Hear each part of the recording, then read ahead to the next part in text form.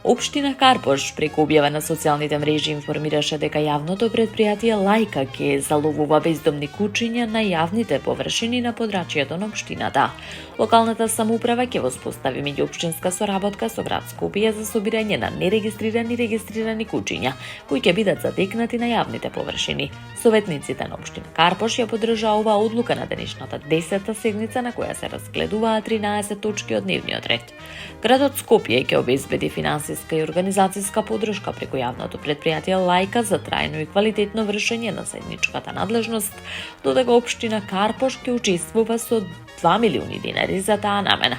За реализацијата на проектот, градоначалникот на Карпош, Сотир Лукровски, ќе склучи договор со градоначалникот на град Скопје, Орце Георгиевски и директорот на јавното претпријатие Лајка, во согласност со законот за меѓуопштинска соработка, со кој договор ќе се уредат сите прашања за начинот на работа и финансиска одговорност.